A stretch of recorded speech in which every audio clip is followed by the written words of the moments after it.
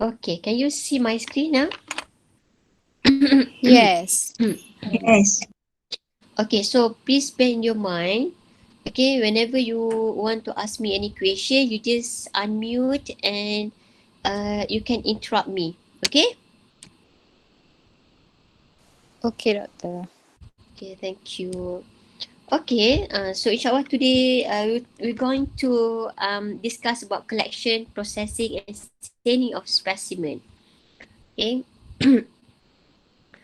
so this is a general principle of clinical specimen. It is starting from the collection process and then followed by transport. So you have to know how to transport the sample that we collect, and then when we reach to the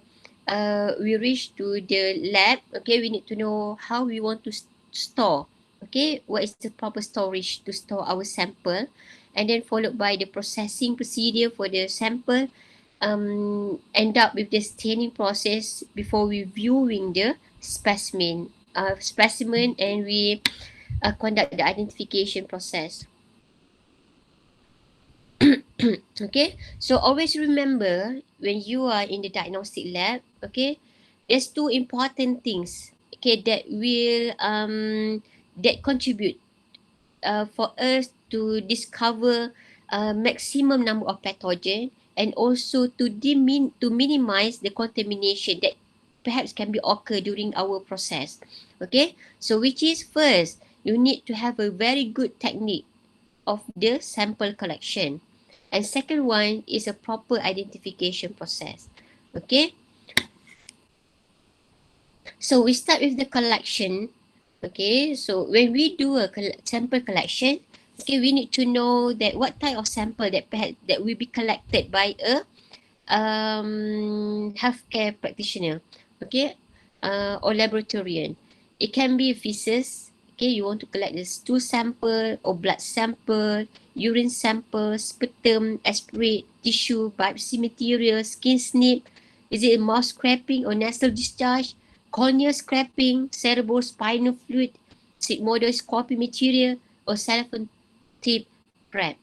Okay, can anyone tell me what is the reason, okay, that will cause a different type of sample collection? What will be the factor that contribute to us to choose this sample rather than the other sample? What's the basic? Apa agaknya faktor yang menentukan which sample that you should collect from the patient? Doktor akan pilih type of test ataupun sample to be collected tu based on apa pada patient? Penyakit. Simptom. Ya, okey. Diagnosis. Penyakit, so daripada penyakit ada simptom kan? So based on the symptom appeared tu, betul. Symptom appeared tu yang akan menentukan which part of the body that should be collected. Should be specimen. Okay, we take the sample tu from which part.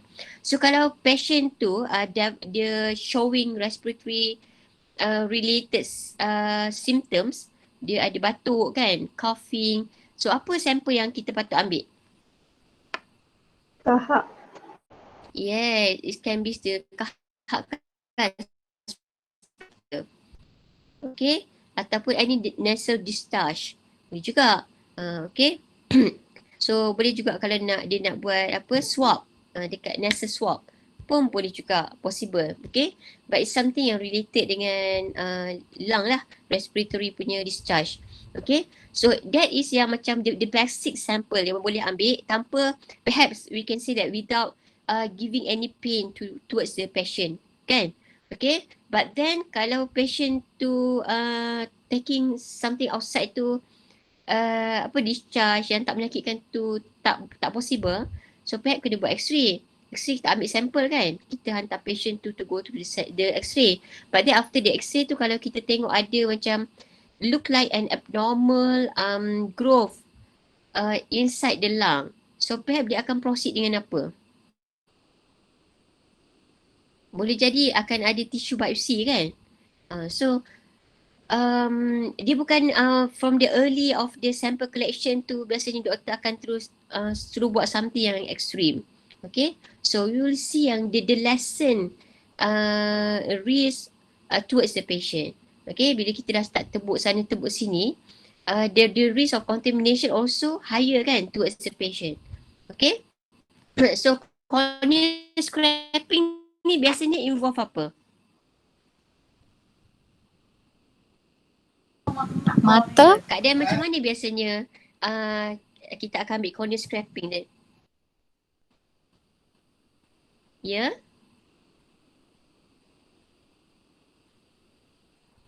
Kena kesan macam mana pada patient yang biasanya akan end up kita akan ambil cornea scraping? Ya, sakit mata. Betul, Mas Turina. Okay. So, kita akan ambil cornea scraping. Okay. So, kalau cirit birik? Cirit birik nak ambil apa? Sampel apa? Stool. Feces. Yes, ambil Feces. kan? Ambil feces, ambil stool sample. Okay. So, kalau patient tu kencing kotor, anyone have experience of kencing kotor tak? Kencing kotor ni adalah bila you punya air kencing yang normal warnanya apa?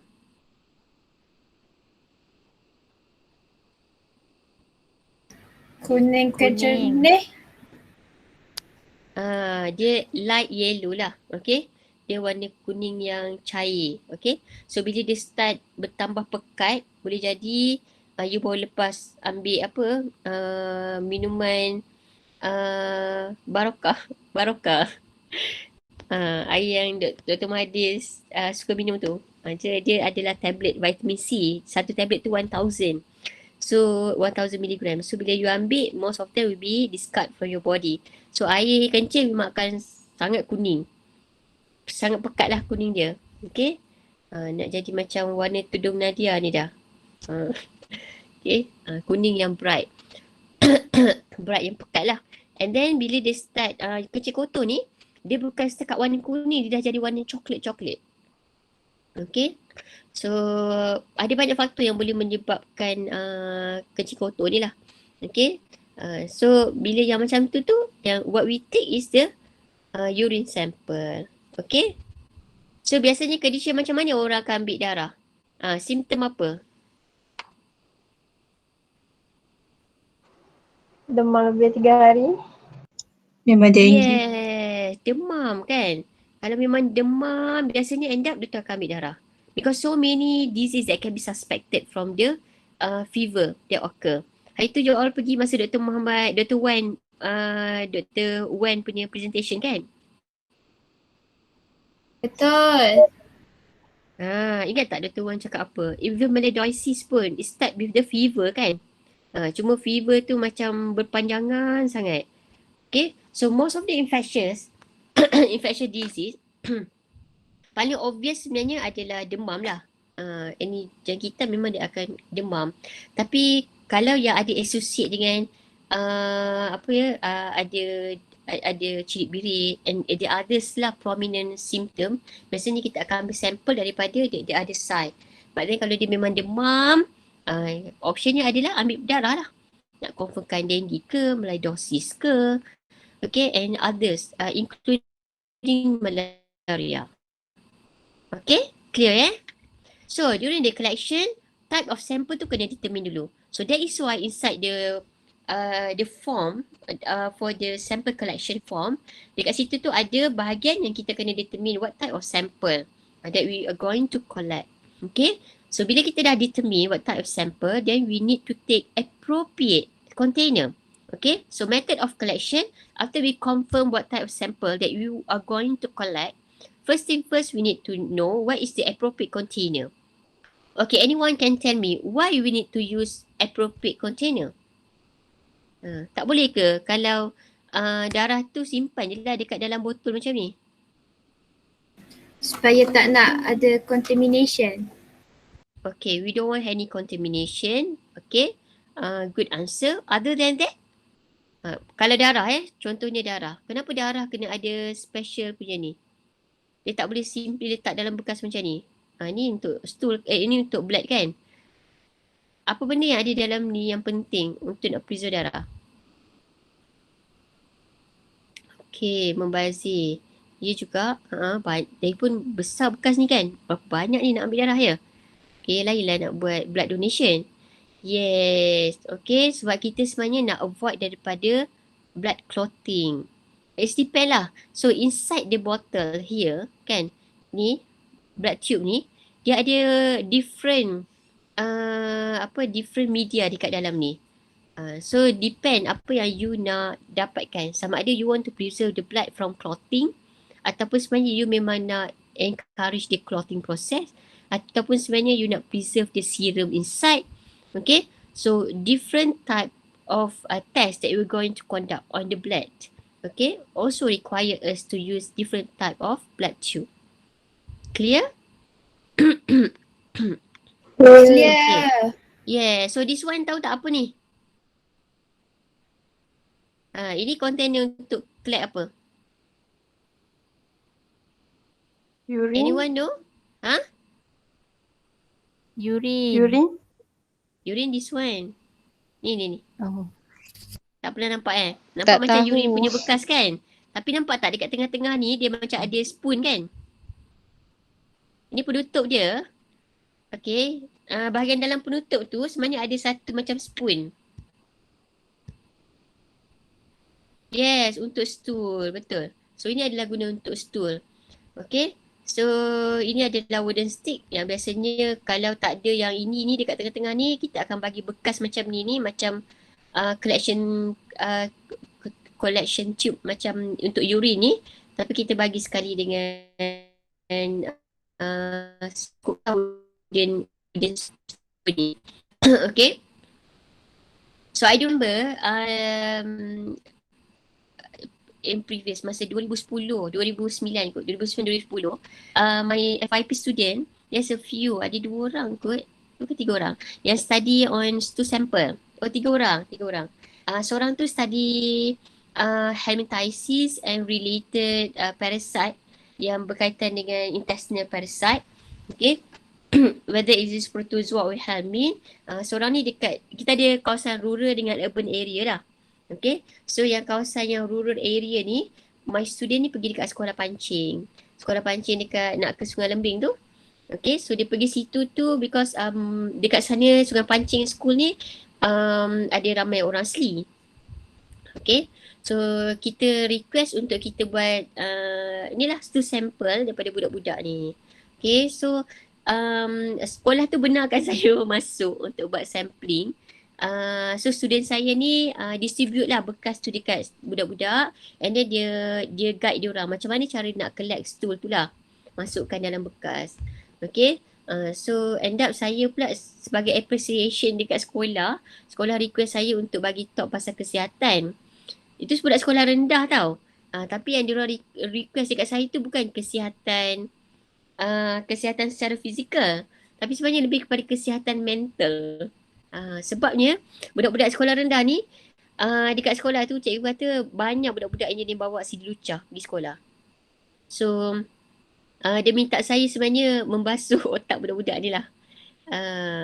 Tapi jujur tau, that's my first experience pergi program dekat sekolah dengan budak-budak, tiba-tiba bercakap pasal benda yang it's about sexual education actually. Okay, so saya tak pernah ada experience giving talk and sexual education for the kids. Okay, so bila saya pergi tu, saya prepare slide tu pun macam dalam keadaan yang keliru juga.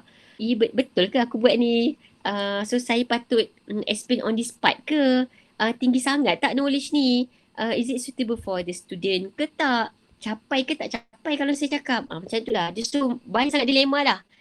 Okay, so bila saya pergi, bila saya tengok je muka budak-budak yang innocent ni kan, lagilah saya macam, wah, confuse-nya. Seriously, itu adalah first experience saya yang tiba-tiba pergi dekat community without knowing that the reality in the community yang banyaknya budak-budak sebenarnya being groomed, okay, due to the environment where they are living.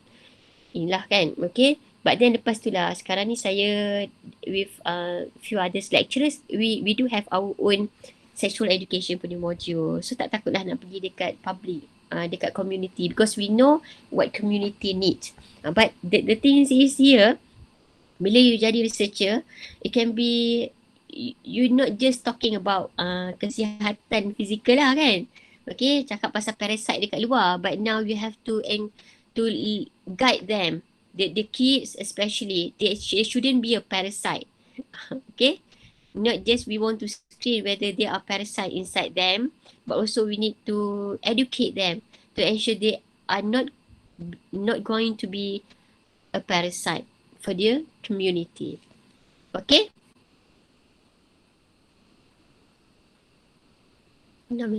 Sorry saya tak besarkan slide sebab saya takut kalau ada yang tak cuba masuk lagi. Okay, so far you all nampak slide saya dengan jelas tak? Nampak. Okay. So first, use appropriate container. Okay. So second things, okay, this is still talking about the ni tube tadi kan saya cakap different color coding. Okay, it reflect to different type of media that being include inside the tube. Okay, so kalau macam ni, kalau you nak EDTA, you kena guna yang purple coloured of, dia tak panggil purple, dia kata lavender colour of tube.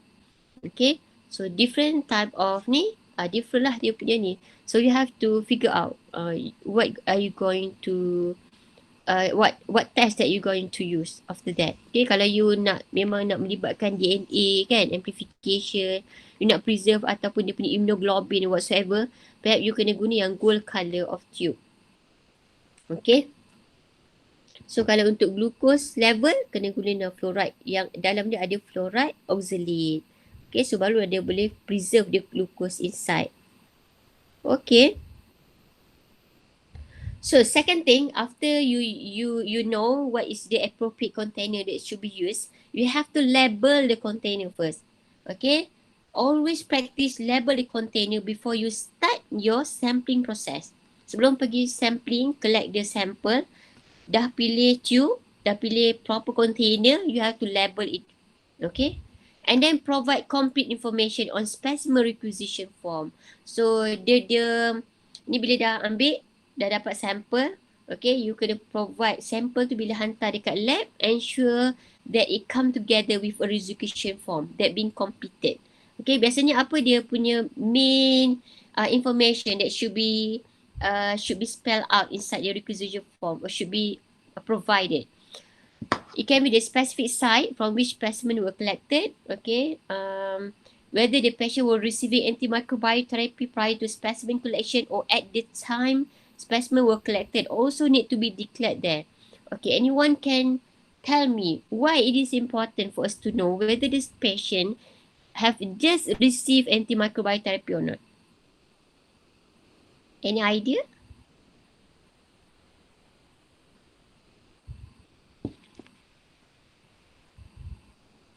Anyone? Kenapa tu? Kalau kita kena bagi tahu. Patient tu nak kena confirmkan dengan patient tu dia baru lepas ambil antimicrobial agent ke tak? Baru lepas ambil antibiotik ke tak? Try lah. Anyone? Rasa-rasa kenapa? What will be the influence of that antibiotic towards our outcome? Will there be any effect? Takut ada side effect. Side effect macam mana tu? Najia? Apa yang you masukkan dengan side effect? Side effect kepada patient sebab kita ambil sampel dia ke? Side effect kepada apa?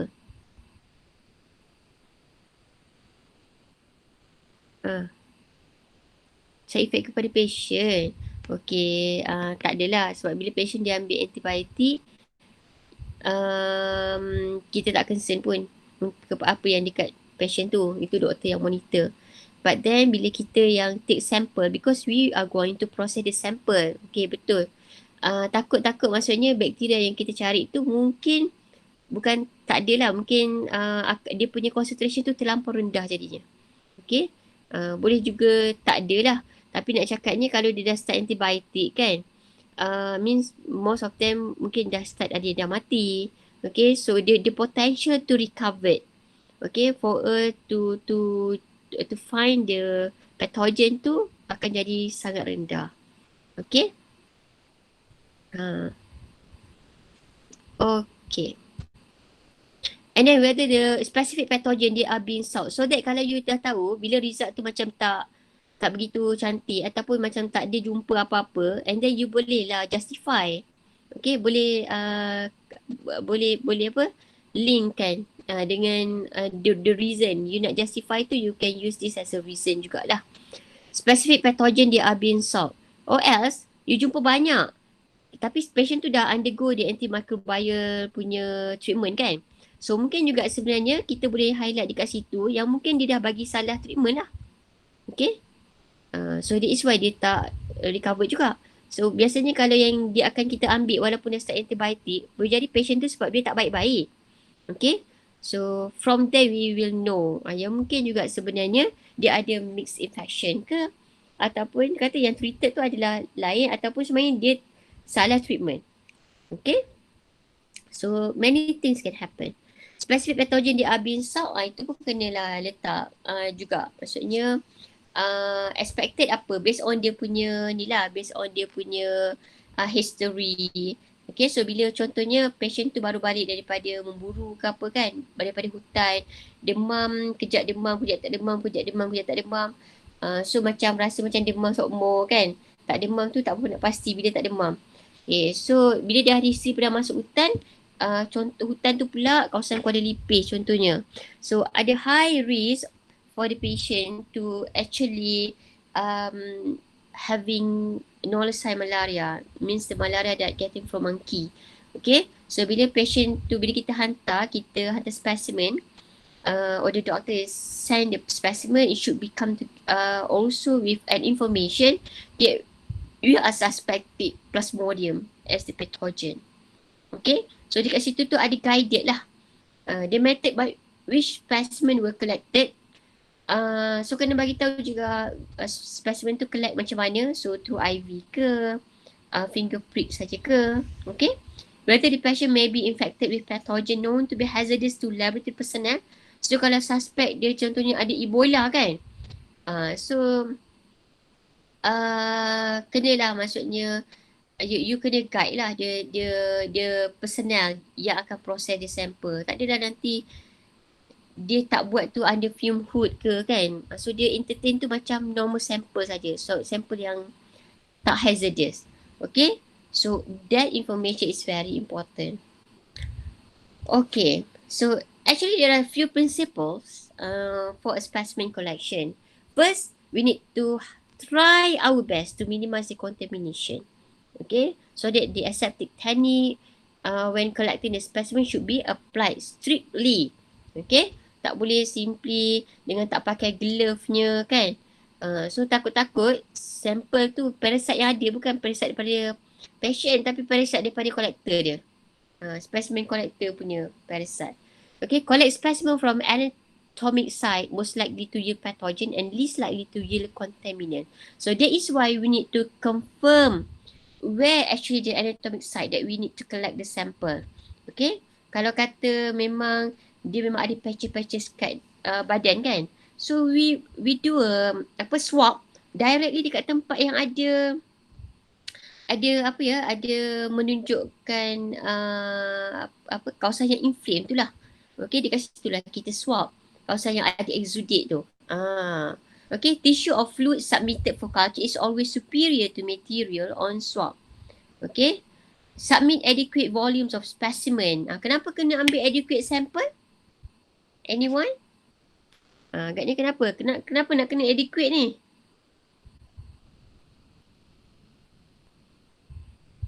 Because you are taking human sample. You all sanggup tak kalau orang datang berkali-kali ambil sampel dekat you? Of course rasa tak selesa kan? Not comfortable. Even swab orang buat untuk COVID-19 pun ada yang sangat stress bila kena buat frequently because of their works. Okay? So apatah lagi maksudnya patient yang memang sakit. Okay, swab tu buat dekat orang yang tak ada nampak simptom lagi pun buat pun dah rasa macam tak selesa. Okay, so that is why we need to know berapa amount yang kita kena ambil so that you can cater maksudnya few batches of experiment tapi tak adalah terlampau banyak pula. Okay, adequate. That's why the word there is adequate. Okay, not too small, the amount not too little, not too much. Okay. Provide complete information on specimen requisition form or during entry of electronic orders. Notify microbiology lab and surgical pathology lab when there is a need for both culture and histopathological examination. Okay. So kena identify. So that is why anything tu kena plan awal-awal. Okay, bila you nak pilih something ni, starting from the collection, you dah nampak dah the end of the process. So that you can notify the respected personnel that will be involved during the process of the specimen. Okay, this is a transport medium that can be used. Ini adalah bekas plastik yang boleh isi all the blood, okay, that will be collected. And then ada macam-macam kat sini kan, patient belonging. Yang ni masuklah baju ke apa ke yang kemudian kita nak kena swab. Tahu perhaps dia nak check for ectoparasite ke. Okay, so kena masuk dalam appropriate container. So kalau ada yang memang nak untuk DNA kan, we want to avoid the DNA degeneration. So perhaps we need to put in a ice box lah, kena masuk dalam ice box. Ataupun letak dalam ice bag. Tapi ada ice lah kat dalam ni. Jangan bawa je dia punya bag. Tapi airnya enggak ada. Dia punya ais ni enggak ada. Okay. Then, we done with the sample collection and transportation. So, we need to know where we want to store our sample. Okay. Sama ada dia boleh letak kat room temperature atau kena letak masuk dalam incubator ke atau kena masuk dalam refrigerator ke. Okay. So, all those need to be considered while choosing which actually the best storage mechanism for that particular sample. Okay. Okay, blood for example. Okay, kalau adult, okay, adult biasanya 2 or 3 blood specimen kita akan ambil dekat different very puncture site. So every site tu it will contribute about 20 to 30 ml. Ini kalau memang ada banyak lah expected test yang kena buat dekat orang tu. Sebabnya macam terlalu lacking information untuk kita nak suspect dia sebenarnya ada apa ada masalah apa. Okay. So kalau yang macam blurry, the case is macam you tak tahu nak bawa ke mana tu, kena ambil lebih banyak lah sample. So that more test can be conducted. Okay. Kalau infant or small children, okay, make sure you take it not more than 5 ml. Okay, kalau older children, okay, 2 or 3 blood specimen and volumes appropriate for the age and weight of the patient. So doktor kena calculate lah, ataupun nurse ataupun healthcare practitioners yang nak withdraw the blood kena calculate dulu. Okay, kalau melibatkan budak-budak ni. So when is the best time for the blood collection? Okay, sebolehnya before antimicrobial agent are administered.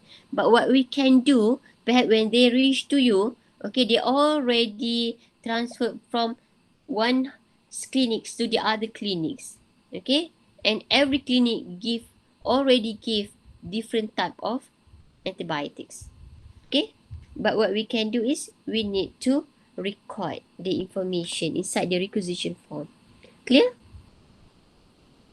Okay, what about stool sample? Okay, kalau stool sample, biasanya kita akan ambil about the size of marble. Size of marble dia dalam, sebenarnya weight dia dalam lebih kurang 5-7 gram lah.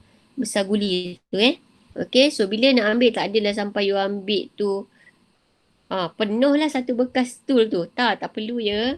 Okay, kita just nak small amount tu adalah lebih kurang besar guli je. Timing of collection. Okay, before radiological study, sebelum the patient been given barium. Okay, ini yang nak bantu untuk nak scanning lah. And then mineral oil or certain antibiotic and antidiarrheal medication before any medication or any drug being given to the patient. The best is take the sample first. But then in some condition, you tak boleh nak confirm sebenarnya nak ambil sampel mana, ataupun sebenarnya you tak rasa kena ambil sampel unless you dah confirm dengan radiographic punya ni procedure. Okay, so yeah, but the best is before. Patient treated for protozoan infection. Kalau this one yang kena check 3 to 4 weeks after therapy, memang kita akan ambil stool sample lah. Patient yang ada helminth infection, lepas seminggu atau 2 minggu selepas terapi tu kena ambil lagi resampling. Kalau tinea infection pula yang melibatkan flukes, kita akan ambil selepas 5 ke 6 minggu post terapi. Why we need to do second collection of sample lepas terapi? What do you think? Kenapa agaknya? Sampling dibuat lepas 5 hingga 6 minggu lepas treatment for tinea. Example lah. Okay, after we consider that we already finished the treatment tu, kita nak buat resampling. Kenapa? Tadi Farah Nasirah ke nak cuba jawab? Nak check parasite tu ada ke tak lagi. Yeah, good answer Farah. Okay, so excellent. So sebab kita nak confirmkan kita punya treatment tu berjaya ataupun tidak. Ya Syami? Syami nak cakap apa tadi?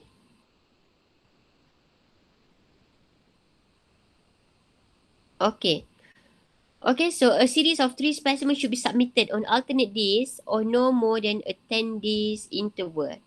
Okay, and when 6 specimen required, so it depend. Ada specimen tu perlukan jenis selang 1 hari ke, 6 kali, 6 specimen diperlukan sepanjang 2 minggu ke. So kena rancang lah. Itu tu nanti yang akan uruskan jadual untuk pengambilan sampel adalah healthcare practitioner lah. Ya, siapa tadi yang bercakap? Nak tanya soalan ke, nak jawab ke macam mana? Okay, so we done with the stool. Okay, so stool ni kalau dari segi preservative, okay, by right sebenarnya kita kalau storage dia letak dekat room temperature je. Okay, should never be frozen, intubate or left at room temperature for extended period prior for processing. Okay, so kita boleh letak kat room temperature sebenarnya, tapi dengan syarat you memang nak terus proses dia. Okay, so kalau you tak nak proses dia, you masuk dalam chiller lah. Tak perlu sampai sejuk beku tu sebenarnya. Okay, sebab biasanya processing dekat lab ni tak ada sampai berminggu because you need fast answer kan. Okay, so what preservative that can be used? You can use 5% or 10% formalin. So once sampai dekat lab, masukkan dia punya preservative. Okay, so that you boleh preserve lah everything inside. Baru dah boleh nak letak kat room temperature tu. Okay, you can also use a PVA solution. So PVA solution is a combination of polyvinyl alcohol resin and scoring fixative. Okay, we can also use SFF, sodium acetate formalin. We can also use MIF, which is methylate iodine formalin. Okay, so which one that we want to use? Okay, it depend also to the type of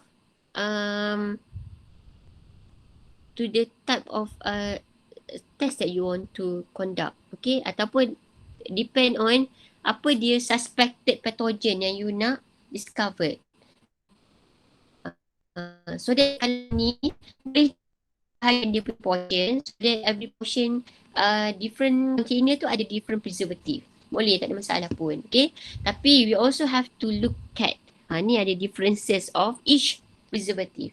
Formalin 4%, PVA, SF, MIF. Kalau dari segi toxicity, okay, yang paling hazardous adalah PVA because it contain mercury. Okay, so paling selamat you guna 10% formalin ataupun normal 4% lah, guna 10% better. Ataupun guna SSF ataupun MIF. Itu kalau you punya concern adalah toxicity. Okay, so you can see there, shell life, okay, semuanya lama, okay, kecuali MIF. MIF limited sikit, okay. Then preparation. The easiest one is SFF, MIF and formalin. Okay, so yang tadi PVA tadi yang very toxic tadi, preparation procedure pun agak difficult lah. Okay, so what actually that we want to fix? Okay, quality fixation ni apa dia? So kalau you nak preserve egg ataupun cyst ataupun trophozoite, you kena tengoklah dekat situ tu. You tengok, we start with the formalin. Okay, egg okay, cyst pun okay untuk formalin. Trophozoite boleh jadi okay, boleh jadi tak okay. Okay, Kalau PVA pula, kalau it is very good for egg, but better, excellent for cyst and trophozoite. Okay. Sulf, it is good for egg and cyst, but it is excellent for trophozoite. Okay. Kalau you punya concern adalah tak kisah mana-mana, so egg, cyst, trophozoite pun semua you nak discover, you have to use MIF. Okay. So formalin ni sebenarnya paling poor lah kalau you nak dapat trophozoite juga.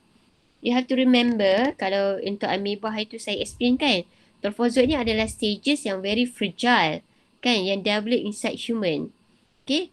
So kalau fixed preservative tu terlampau strong untuk dia, trophozoite biasanya akan burst dan tak boleh survive.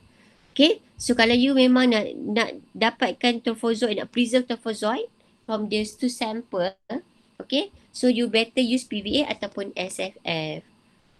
But for me, SFS nampak macam paling best kan. Formalin ether concentration. So kalau nanti dengan menggunakan that preservative, that sample tu you akan proses guna formalin ether concentration technique. Okay, untuk you nak you nak discard all the other part, nak tinggalkan only parasite.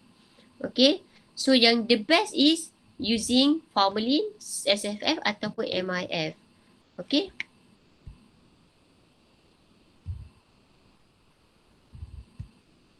Okay.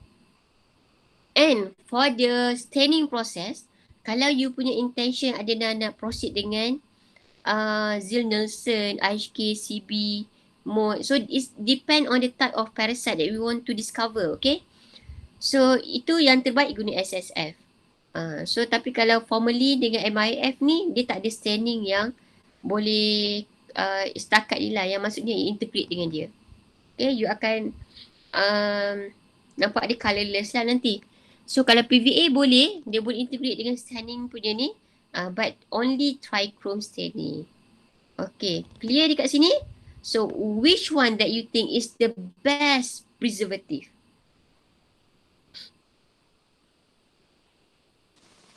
Okay, anyone? Yes, SFF is the best one. Nampak Tapi it doesn't mean kalau SFF tak ada inside your lab, you cannot proceed with the identification process kan. Okay, so untuk preservative stool ada macam-macam lagi tadi. Ada tiga lagi. So it depend lah. Kalau you punya intention nanti memang nak discover cyst saja, tak apa, guna je lah PBA. Okay. Ini. Okay, we done the collection, sampling, transportation, storage. Now we proceed with the processing. Okay. So processing of the sample, sekarang kita dah store kan kita punya stool tadi. Okay, so stool tadi akan diproses secara makroskopik dulu before microscopic. Nama pun makro kan. Okay, we are actually observe it through our naked eyes. Okay, based on its color. Okay, and also based on the condition of the blood. Okay, the consistency of the, bukan blood stool. The consistency of the stool and the color of the stool. Okay, now we start with the color range of the fresh stool specimen. If, okay, the stool is black in color, perhaps ia adalah disebabkan of iron ataupun bleeding that occur at the bowel part. Okay, kalau dark brown also adalah normal. Yang jenis brown ni semua adalah normal. Okay, so sebenarnya normal stool should be brown in color, whether it's dark brown, pale brown, masih lagi brown kan. Okay, ia adalah normal. But then kalau brown tu ada reddish, perhaps because of the presence of blood, atau mungkin boleh juga disebabkan ingested material yang you makan tu, makanan you lah. Okay, so nak kena observe lah, nak kena tengok. And then what about greenish in color? Greenish in color ni meaning ada ingested material, rapid transit through the bowel. Biasanya siapa yang akan najis dia warna hijau ni? Baby. Yes, baby kan. Okay, baby biasanya dia punya najis memang warna hijau. Okay, because of the ingested material. Okay, so what about clay colour? Clay warna apa Dia macam nak berwarna agak-agak jadi macam warna kelabu sikit greyish sikit. Okay, so clay colour it mean ada residual barium ataupun sebenarnya you are having biliary absorption. Other than that, warna biru ke, warna merah ke, warna purple ke, perhaps because of the special medication ya. Okay, medication lah. Special medication yang diambil. So, dia akan menyebabkan ada change colour inside the stool. For the stool. Okay, now we talk about the consistency of the stool. Okay, kalau stool tu hard, apa maksudnya hard? You nak puncture, you tak boleh puncture dengan applicator stick tu. Okay, tak boleh lah. Kalau you puncture, dia boleh crack. Okay, so it mean najis tu hard. So you kena indicate dekat situ. What is the consistency of the stool that been collected? And then form. Form ni dia maintain shape. Okay, you pusing. You ni pun dia punya shape tu masih lagi macam tu lah. Dia maintain the shape. Tapi you boleh puncture dia. Macam tadi tu dia bulat kan. Ataupun bentuk ni bila you puncture dia pecah sebab dia keras. Ini kalau you puncture pun dia tembus. Okay. Tapi dia masih lagi pepejal lah. And then semi-form. Semi-form ni maksudnya bottom side flattened in the container. You nampak dia pekat. Okay. Tapi dekat bahagian bawah tu you nampak flatten lah. Dia nampak macam lembik. Okay. So it mean a semi-form. And then soft. Soft mean it can be cut with an applicator stick. Okay. Yang tadi tu dia akan sangat susah kan nak puncture. Kalau you puncture ni juga boleh jadi stick you patah ataupun benda tu dia ni lah, it's so hard. But then kalau soft ni, you boleh cut dia dengan sangat mudah guna application stick tu. You boleh pecah-pecahkan dia. Okay, so that is soft. What about mushy? Mushy mean we can reshape with an applicator stick. Janganlah tanya saya nak buat shape apa ya. Tapi itu mushy lah maksudnya. Okay, loose pula stool shape to the container. You gerak sini dia ikut, you gerak sini dia ikut. Macam mana bentuk container macam tu lah. Dia akan follow lah. Diarrhea. Diarrhea stool will flow slowly out of the container. Kalau you cuba pour dia, dia akan turun. Tapi very slow. Itu diarrhea. Okay. Watery pula, fluid like stool pours out of the container. Kalau you tuang tu macam tuang air je. Itu maksudnya watery. Clear everyone? Clear. Yeah. Okay. Ini adalah contohnya So daripada form sampai kepada watery kan, lagi pejal, lagi keras najis itu, maksudnya lagi tinggi sis kita boleh jumpa. Okay, ingat sis ni adalah stages yang akan bersedia untuk duduk dekat luar kan. Okay, bersedia untuk survive dekat environment yang ada double layer. So biasanya kalau najis tu keras maksudnya dah lama. Okay, najis ni adalah yang memang ready untuk duduk luar. But then bila watery it mean kita flushing out inside. Yang you belum masa lagi nak keluarkan pun kan, kita cuba paksa bersihkan dekat dalam. So yang kita akan jumpa kebanyakannya adalah trophozoite. Okay, so bila you dah ada gambaran macam tu, so that you ada expectation lah bila you observe under microscope, you are going to expect the presence of trophozoite or cyst. Okay, because trophozoite and cyst have different character, different morphological character. Okay. Okay, we're done with the macroscopic. Check for the shape, check for the consistency of the stool. Now we proceed with the microscopic examination. So microscopic examination can be divided into three. Whether you are conducting direct wet mount, or you are doing my concentration process, or you can also do a permanent stain smear. Okay. So we start with the direct wet mount. Okay. Normally direct wet mount ni sebab dia very simple. Okay. Procedure. And biasanya kita buat untuk screening procedure. Cepat kan? Nak screen, biasanya kita buat macam tu lah.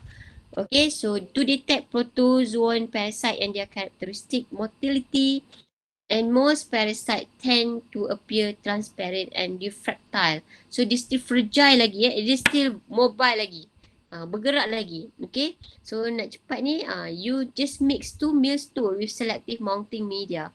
So that's why kalau stool yang memang agak soft, yang mudah nak cucuk. So you just puncture, kan, kotorkan you punya stick tu, and then itu yang sikit tu lah.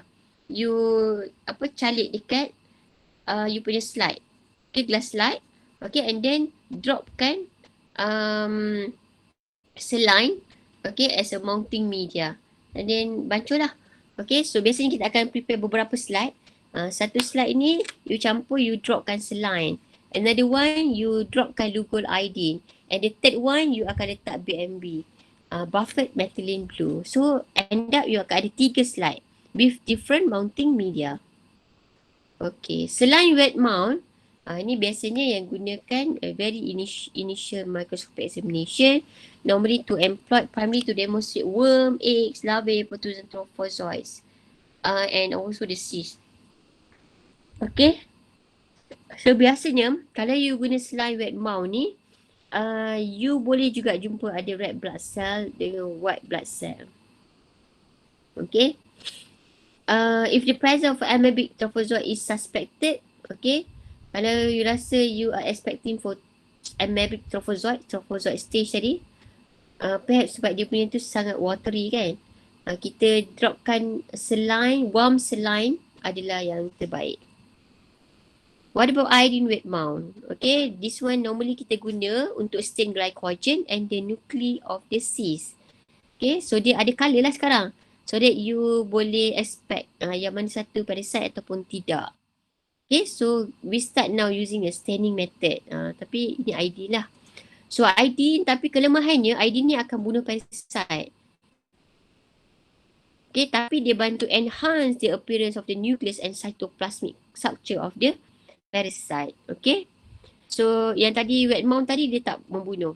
Selain wet mount, iodine ni akan membunuh. Okay, because it toxic towards the parasite. The cyst can usually be specifically identified in this mount. Tapi biasanya trophozoite cannot be revealed by this type of wet mount because iodine will kill trophozoite. Because what? You belajar osmosis kan dulu. Okay, bila dia masuk tu dia akan menyebabkan burst of the cell. Okay, because trophozoite bukan double layer. Kan? Cyst dia double layer. Sebab tu dia sangat kuat. Okay, untuk tahan. What about BMB? Methylene blue. Okay, this one kita kena prepare each time amoebic trophozoite are seen in a saline, wet mount or even when their presence is suspected. BMB ni digunakan sebenarnya lepas kita prepare saline wet mount. So kita will drop on that. Okay, so it will help to enhance lah the appearance of the parasite. So bila you guna saline wet mount tadi, parasite tu tak mati lagi kan? Okay, and then you now add the BMB to enhance the appearance. Okay.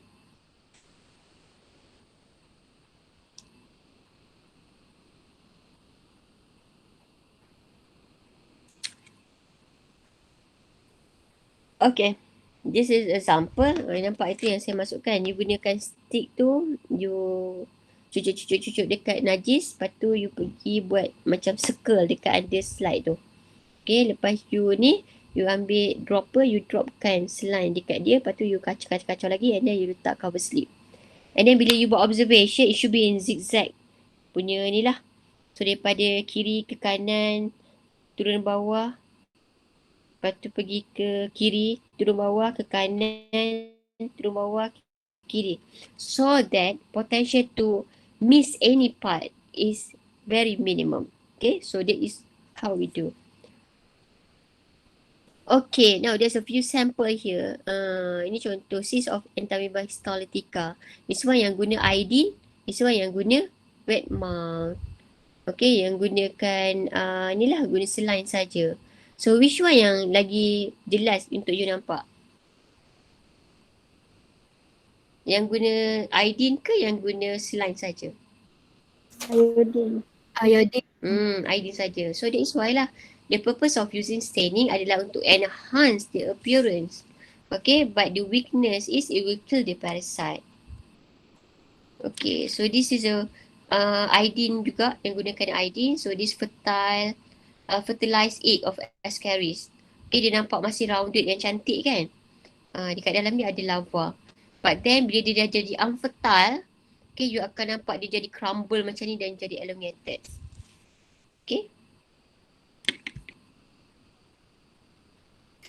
Doktor, kalau dah guna iodine tu kiranya Ya. kita akan dapat tengok appearance dia je lah, dia dah mati macam tu ke? Parasite tu. Memang kita kan tujuannya kan bila kita buat kita nak identify kan. Okay. So tapi kalau you nak tengok dia, maksudnya you nak kena pasti dia tu dengan, sebab kalau benda tu bukan parasite, dia tak bergerak. Okay. So that's why kita buat wet mount tu. You nak identify mana yang bergerak, yang itu tu yang you observe. So kalau tak ada benda-benda bergerak dekat situ, boleh jadi sebabnya memang dia dah matilah. Okay, tapi we are trying because it's fresh sample kan. So you tak payah letak any staining pun you boleh nampak dia. But then bila you dah nampak, you nak confirm kan, boleh je you tambah pula ID ataupun BNB selepasnya. Okay. Tapi biasanya ID ni orang tambah awal-awal lagi. So that's why kita buat beberapa slide. So ada yang kita buat guna wet mount so that we can see anything yang still bergerak. And then yang guna ID ni kita tak expect dah bergerak ke tak bergerak. You just want to confirm ada ke tak ada kan. Okay, by try to enhancing dia anatomic dia. Okay. So ini contoh dekat sini. Ini adalah Trichuris ticura punya telur. Saya ingat masa tahun 2010 tu, saya ada 4 orang lah student yang buat. One of my students, seorang ni dia ambil sampel daripada student kat Mahalah. Ya Allah, bagus sangat kawan-kawan dia dekat Mahalah. Kan, yang different courses pun maksudnya they are very good. Have student kan. Okay, memang bagi cooperation. Sanggup tu bagikan sampel najis untuk kawan ni pergi observe. Okay. End up saya ingat sampel cukup tak cukup sebab kita ada ambil juga daripada hospital. So memang dapat yang ada jumpa ni, ada Trichuris ticura. Okay, dan sangat cantik. Yelah parasitologi, saya dapat sampel tu, saya bukan, dekat fikiran saya bukan patient, doktor yang kisah pasal patient. Okay, untuk treat. Tapi kita ni excited bila tengok parasite tu. Okay. So sangat macam Masya Allah. Memang cantik macam ni lah. Cantik tak? So you akan nampak macam ada pola. Ini kita panggil pola cap. Plug. Dia macam ada plug kan. Kiri dan kanan ni. Ini. Ini adalah karakter. Prominent karakter untuk Trichuris ticura. Ataupun cacing cambuk. Okay. So ini helmi ni. Punya telur. So ini adalah cacing gelang punya telur. So this one still fertile, ni dah infertile. So ini pula adalah cacing pita punya telur. Sebab dia ada hook. Okay.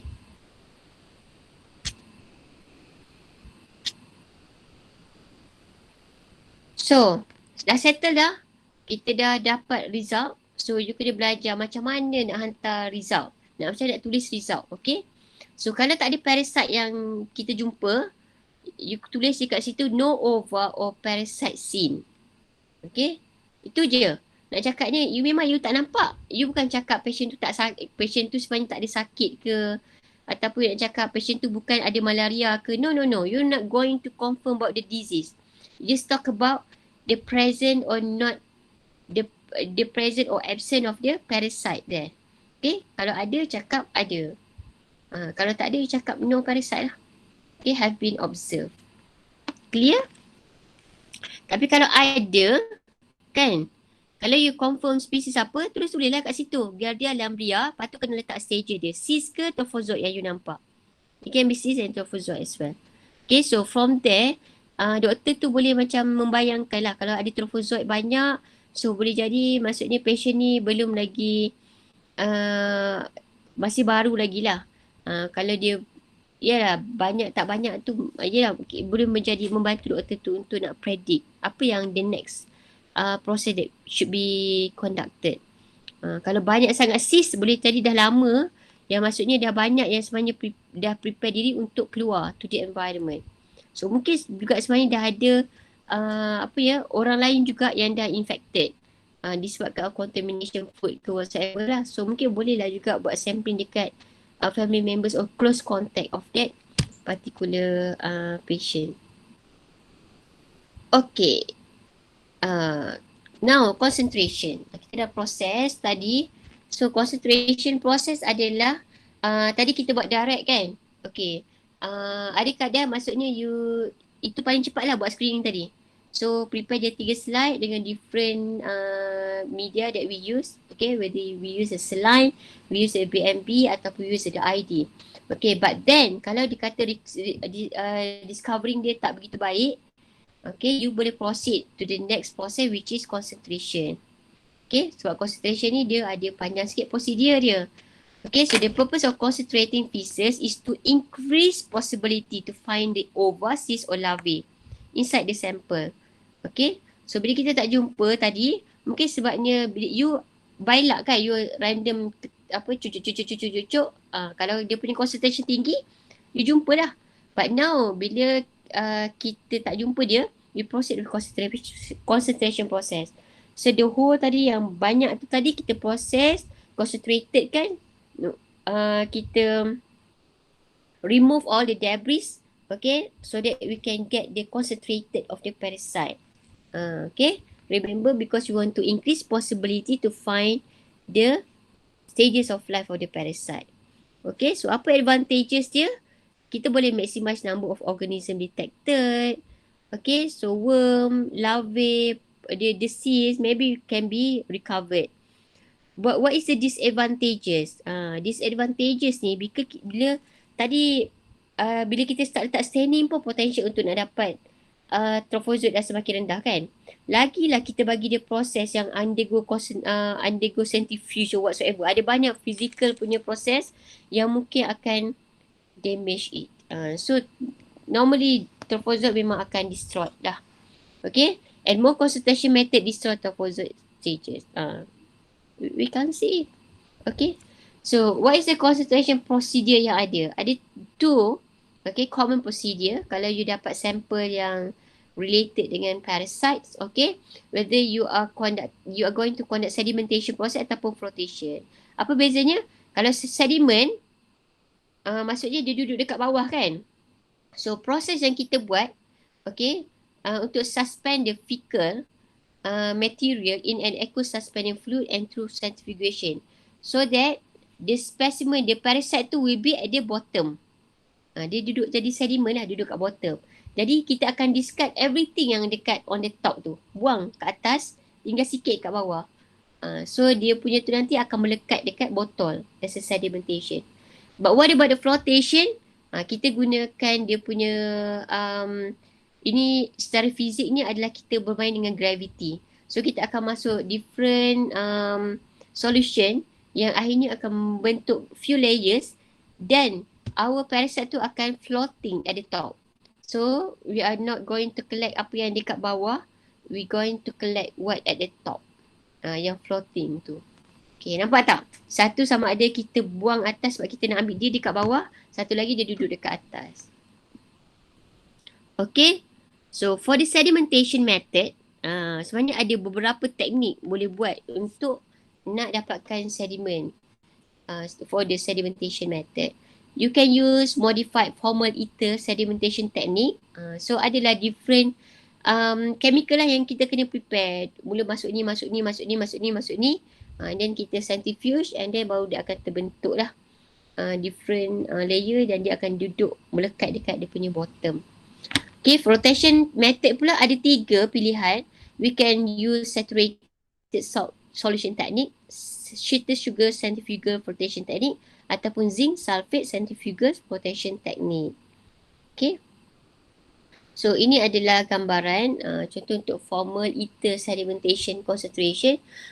So for this sedimentation process here, nampak tak daripada situ tu yang ada dalam 10% formalin ni, dia mixkan and then dia start masukkan ether dekat atas. So ether dengan ni almost 1:1 and then dia centrifuge.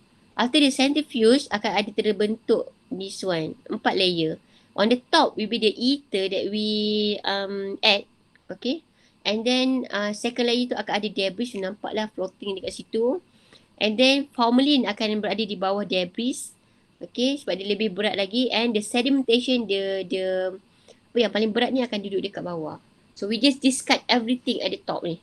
start dia formalin ke atas ni boleh buang je. Tapi kena careful lah. Jangan sampai pour dengan sedimen betul keluar sekali. Okay. So that our potential to discover the parasite is very high. Clear setakat ni semua orang? Yeah. Yeah. Okay. Alhamdulillah. Kau dapat masuk lab seronok kan? Betul. Tapi seronok tak seronok tu bila you masuk ada bau.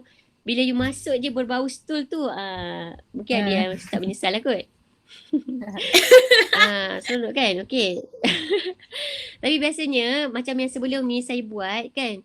Kita bawa sampel daripada animal. Okay. So kita ambil sampel daripada rabbit, daripada tikus pun boleh. Dekat binatang animal lab ni pun sebab prosedur sama juga bila you nak buat screen dekat lab animals, bila you nak screen for the parasite. Okay, you akan buat cellophane tape punya prosedur tu, lekat cellophane tape tu dekat dia punya anus part, anal part, and then kita juga akan buat ni lah, take the stool tu and then kita buat this concentration for the sedimentation ataupun flotation punya techniques. Okay, sebab sama juga bila kita handle stool sample yang human punya. Okay.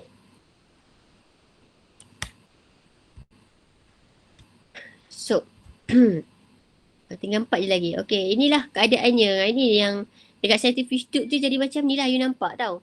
So, you buang dekat atas ni, pour pelan-pelan, tinggalkan sikit kat bawah ni je. So, yang bawah ni nanti kita akan gunakan micropipettes untuk you sedut keluar. So, ambil drop tu yang kita letak dekat kita punya slide. Okay, glass slide. Okay, so now this is for flotation concentration. Floating kan? So, it will be on the top. Duduk dekat atas ni.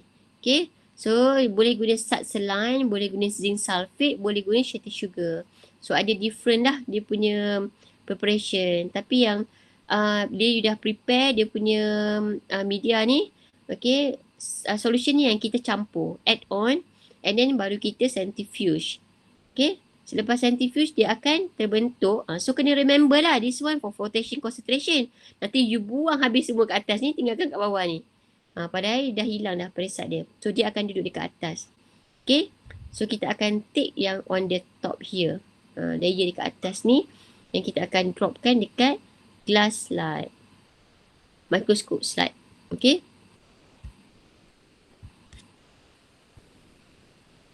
Okay. Last but not least. How to prepare the permanent slide. Okay. Permanent slide for stool specimen. We can use modified acid fast staining procedure. So maksudnya dah sediakan tadi tu, kan, sebenarnya most of them pun dah matilah. Okay, but then bila kita nak buat permanent slide, kita kena stain dia properly. Okay, and then baru kita letak cover slip tu, and then kita boleh simpan lah dekat dalam kita punya box. Okay, so there's a few staining process that we can use. It depends to what type of parasite that we want to recover. Okay. So, you boleh refer dekat link yang saya bagi untuk baca lebih lagi tentang prosedur of the lab. Alhamdulillah, we done. Okay. So, any question guys? Tak ada bakteria yang kita nak cari kot. Oh, ini Syami punya jawapan tadi ya. Okay. Okay. Semua masih bersama dengan saya? Okay. Ya, Ada. Saya nak tanya satu soalan boleh ke? Ya, mohon. Nabahan. Okay. Saya nak tanya berkenaan dengan Boleh. Silakan Nabahan. collection of the sample. One of the principle of collection the sample is submit the dia punya submit yang mencukupi lah. Jadi ada kemungkinan tak berlaku kekurangan dalam mengambil sampel? Dan adakah dia disebabkan oleh kecuaian sepenuhnya pihak yang mengambil sampel, ataupun ada disebabkan masalah sampel tu menyebabkan sampel tu tak cukup untuk diagnose untuk diagnose itulah benda tu. Okey Doktor. Terima kasih Doktor. Okay, thank you Nabahan. Semua pilihan-pilihan kemungkinan yang Nabahan bagi tu semuanya mungkin. Semua boleh jadi kemungkinannya. Tapi sebab itulah daripada awal kita kena plan dulu. Kena kalau doktor lah, maksudnya doktor based on the symptom apa semua tu dia dah memang kena figure out dah. Adakah sebenarnya dia dah boleh direct kepada certain penyakit tertentu tak? Okay. So kalau dia dah tahu certain penyakit tertentu tu berapa je amount yang dia patut ambil. So dia akan ada sebenarnya guideline for the doctors. Okay. So lepas dia dah buat some observation, guideline untuk macam mana dia nak collect the sample. So that's why bila you belajar quality lab management, one of the important document that should be supplied to the our stakeholder lah. Doktor tu ada stakeholder juga.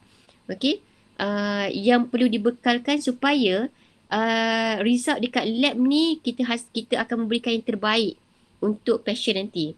Jadi bila nak guide doktor untuk ni kena ada clear lah berapa banyak amount yang dia nak ambil, doktor ataupun nurse lah. Okay, so diorang ni sebenarnya ada guideline yang diorang akan follow, dia punya SOP dia. Okay, so that the risk to get insufficient sample, tak adequate tadi, very minimum. Okay, kita akan ambil sebanyak mungkin tu adalah mengikut keadaan condition of the patient lah. Kalau memang clear, nampak memang kepada sesuatu yang contohnya memang obviously ni memang malaria saja contohnya kan. So dia akan ambil tu yang sufficient untuk malaria dan ada additional tu untuk few other test lah. Tapi that is why untuk ada resampling tu juga adalah sebenarnya benda yang biasa je berlaku dekat hospital. But then tapi kalau patient tu ada available, warded, okey lagi kan. Kalau patient yang memang datang macam yelah, yang outpatient, dia datang and then perhaps nanti the following weeks dia datang untuk nak dapat result. So kita akan delay dia punya treatment kan bila kita lambat bagi keputusan. Okay, and worsen the condition of the patient. So that is why ada SOP yang clear lah sebenarnya untuk sample collection ni. So tapi sebabnya kita yang duduk dekat lab ni bukan kita yang pergi ambil sampel. So kita lebih fokus kepada processing of the sample. Okay. So bila tak cukup kita kena report lah, bagi tahu yang sebenarnya kita based on the request from the doctor tu kita dah run this few test, and then kalau kata ada certain tak ni kita boleh report sama ada sample tu sebenarnya poor sample ke kan, need resampling ke, we need to report and indicate. Okay. Terima kasih doktor. Doktor, sama. Ya. okay. Untuk yang microscopic examination tu kan kita ada tadi untuk enhance appearance tu kita ada BMB dengan iodine wet mount kan. BMB wet mount dengan iodine wet mount. So maksudnya kalau kat iodine kan doktor dah cakap that trophozoite dia can be revealed sebab dia akan mati. So is it dekat BMB wet mount tu kita still boleh tengok trophozoite tu? Sama juga. Kalau guna staining ni, kalau start letak chemical macam tu, biasanya dia tak boleh nak survive lah, dia akan damage. Oh, okay. Sebab itu kan, kalau kita punya sample tu macam potential untuk dengan dia watery kan, potential untuk jumpa trophozoite tu tinggi, that's why kita proceed dengan wet mount je dulu. So that kita boleh cuba nampak, cuba menjumpai nak recover trophozoite tu dulu. Sebab kita tahu bila kita start staining ke apa, that stages tu akan damage kan. So kemungkinan identification tu akan jadi sangatlah rendah untuk jumpa dia. Dapat tak? Okay, sebab itulah wet mount tu is the best lah, very fast screening process. And then kita nak confirm ni. Tapi kalau memang najis tu keras kan, tak buat wet mount pun tak apa. Tapi macam saya cakap tadi lah, prepare je lah 3. Tak susah pun kan. You korek dekat cucuk kat najis tu, you prepare 3 slide. Ada yang wet mount, ada yang letak iodine, ada yang letak BMB. Okay. And then bila dah check 3 boleh jadi yang dekat wet mount tu you nampak trophozoite. 2 lagi tak ada. So kita tahulah memang trophozoite lah dia punya ni. But then 3 pun tak memberikan result yang baik. Kan? Boleh jadi bukan kita tak cakap post sample lagi lah. Boleh jadi concentration dia terlampau rendah. So that is why we proceed pula dengan concentration process. Okay? Buat concentration process. So hopefully kita boleh concentrated kan parasite yang ada dekat dalam tu. Okay? Faham? Terima kasih doktor. Sama-sama. Okay. Sorry, ada orang tanya regarding name list untuk group assignment. Boleh dapat? Oh, name list assignment saya tak bagi lagi ya? Masya Allah. Okay. Lepas habis lecture ni saya buatkan to you all. Sorry everyone, saya lupa. Okay. Lagi?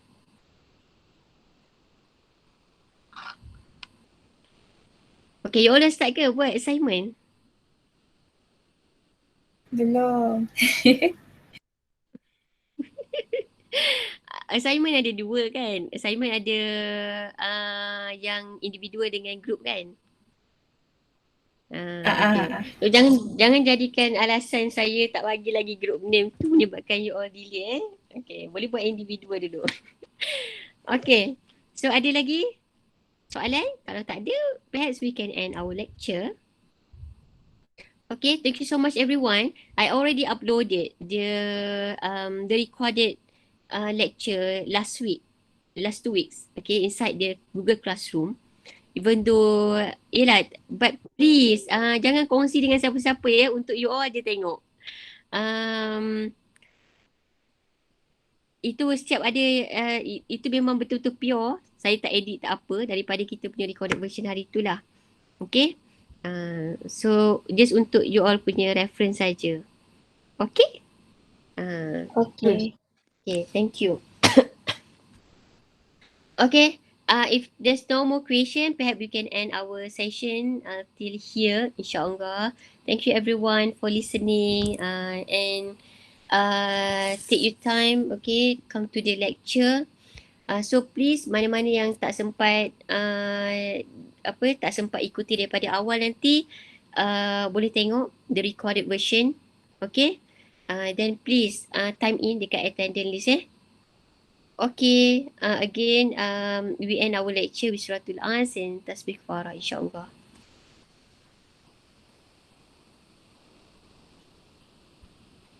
Thank you doktor. Okay, kita punya, thank you all, kita punya quiz hari apa